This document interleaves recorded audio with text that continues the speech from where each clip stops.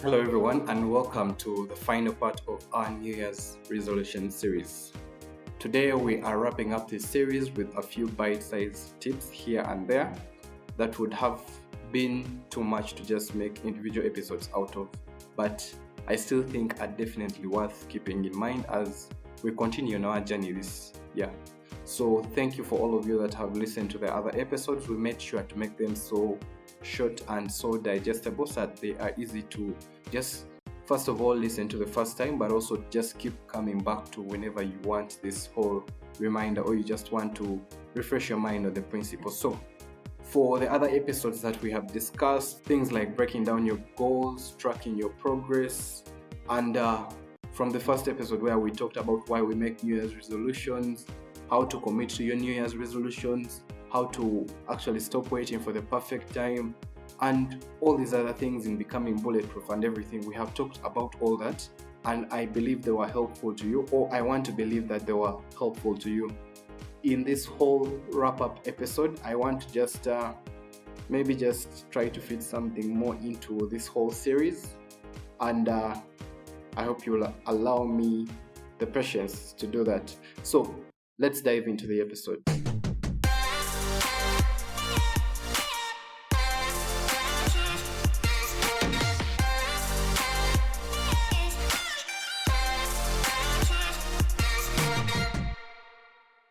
Hello, everyone. Welcome back to this last episode of the series.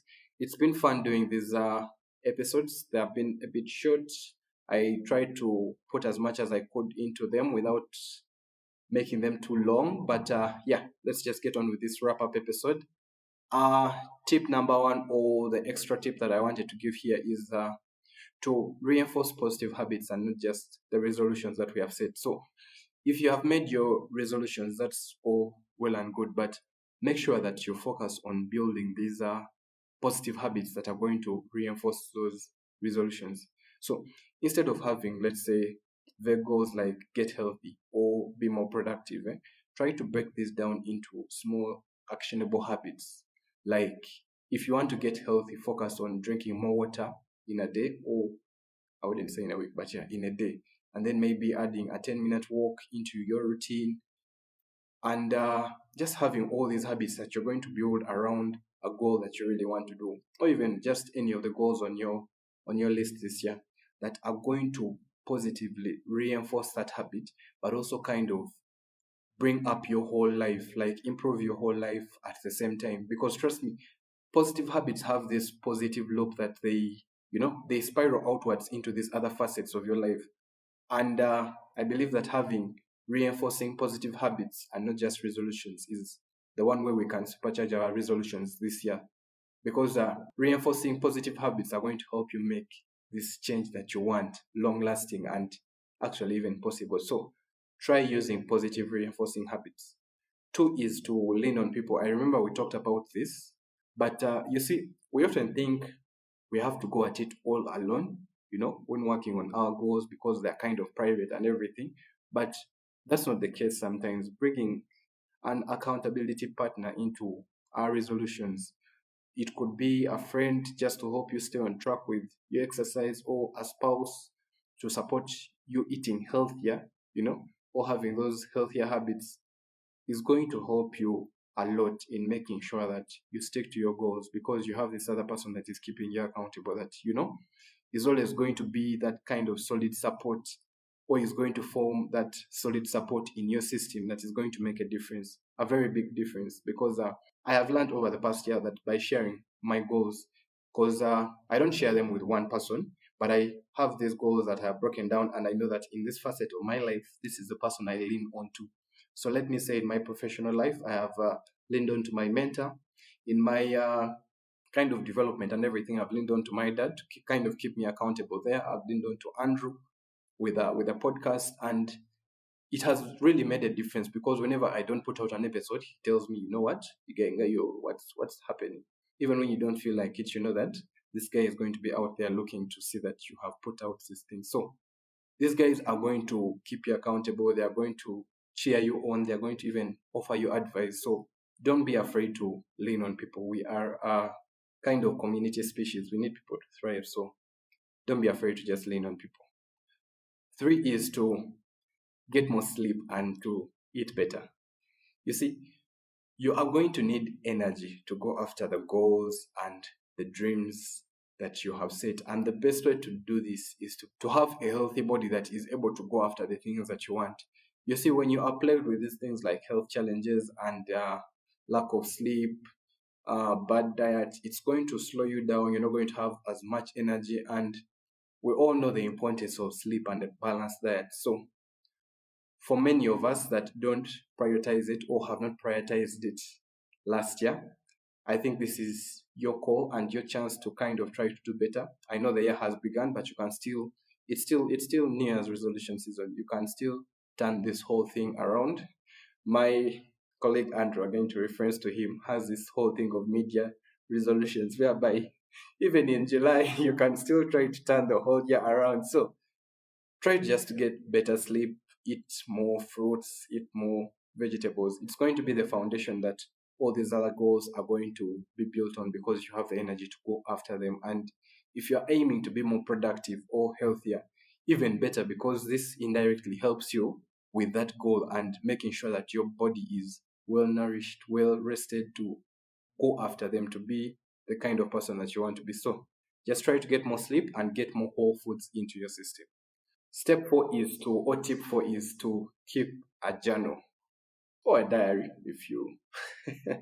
But anyway, writing down your thoughts, your reflections, and your goals is a very powerful way to move forward in life. So whether you are using a travel journal, you are using a resolution, or just a personal diary, like I said, putting anything in pen or on pen and paper helps you to clarify the intentions that you have. It makes it to be more real, because you have physically manifested it somewhere on paper or somewhere on your vision board or something like that. And it allows you to track your progress. It gives you something to always come back to because you can't keep everything in your mind, and so much more. I have personally kept a journal for about 4 years now, only that I need to be more consistent with my entries. But journals serve a great reminder, or journals serve as a very great reminder of where you have come from and where you are going actually. So they allow you to process your experiences, they keep you aligned with your goals, and I would definitely recommend that everyone gets a journal or gets some form of way of keeping track with yourself and just having these daily entries that keep you, in touch with who you are, in touch with your goals, in touch with everything around you. So a journal would be one I wouldn't miss out in this whole list. And it actually should have had an episode, but it kept on coming up in all the other episodes. So yeah, just keep a journal. Step 5 is to learn and adapt. So one of the most common reasons resolutions fail is when these setbacks occur, and it's easy to become discouraged when things don't go as planned. You start to fail, you start to have all these challenges and everything. But I don't want us to fall for it this year. Failure is going to be in every step of life. It's going to be on all the goals that we set. So your ability to adapt, adjust, learn, change your approach, pivot, and everything is what is going to separate you from being the person that you were last year, whereby you couldn't go through with your resolutions because you faced some hardship, and being the goal-getter that you now are or want to be, and personalizing that, visualizing that, and being that person. So from those who gave up on some things last year, it's okay. You now have another chance to go after these things. So just keep that in mind as well. Make sure you become this person that learns and adapts and doesn't let failure stop them in their tracks. Step 6, and lastly, because I don't know, this might get a lot, but step 6 is to be realistic. Another big mistake people make with their New Year's resolutions is setting unrealistic goals.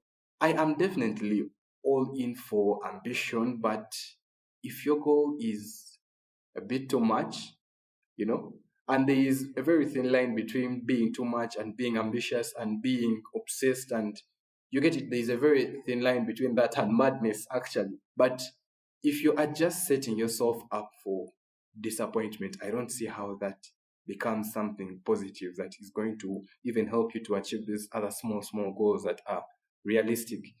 This thing, by the way, like if you fail at one thing or you get disappointed by one thing, it will compound into other negative patterns that are going to derail you and will make achievement of even these other small things that I was saying and talking about impossible, because you just have this whole negative energy that has come from this one thing, and then it just snowballs into your other facets of life. So I'm not saying don't make like, or don't aim high or you aim low. No, I'm just saying have realistic goals. I mean, being honest with yourself about what is possible given your current circumstances. So you increase your chances of being successful or of succeeding in a goal if you set it to be realistic and not just, crazy without having any basis for how you're going to achieve it. I would be very crazy to say I want to be an astronaut right now when all my actions don't show that I should be going towards that side, or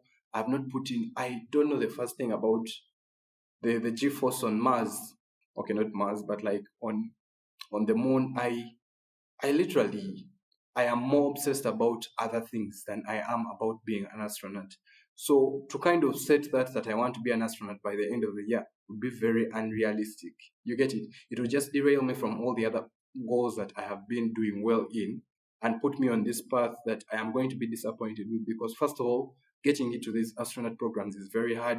I need to have basic knowledge of physics and math. I have not done physics and math for at least 5 years. You get it? So it would be this whole steep learning curve. And that's just an example. But yeah, be more realistic with your goals this year. And I believe that's actually like the final wrap for this series. We have covered a lot of ground, but just remember that in everything we have covered, consistency is key. It's those small everyday choices, the everyday decisions that are going to make the difference for all of us this year in the long run. So if you have found value in this series, kindly share it with someone you might or that might benefit from it. And don't forget to subscribe, like, leave a comment on the podcast. We love you guys that have so far been listening. Would like to get some more listeners on the podcast, on YouTube, on Spotify, on Amazon Music, on Pocket Casts, Apple Podcasts, everywhere. We have tried to distribute the podcast onto all these other platforms.